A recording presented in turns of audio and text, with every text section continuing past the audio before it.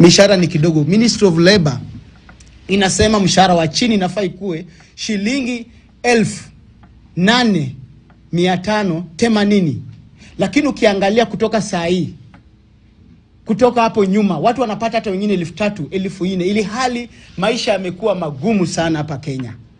Unapata inflation imekuwa juu sana, yenye pesa hata kama ulikuwa unatumia 5,000 mwaka 2 zimepita au miaka 5, utapata saa hiyo pesa sio hiyo pesa.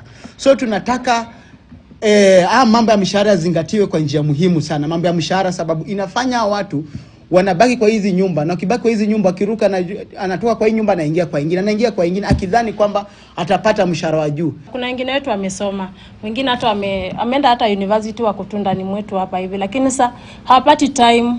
Kazi unashinda tu kuosha mavyombo na kusugua masufuria, na hiyo si haki kwa kweli, kwa sababu pia tunafaa pia tukue tujiendeleze pamoja. Mara nyingi ni dhuluma ya kufukuzwa bila notice.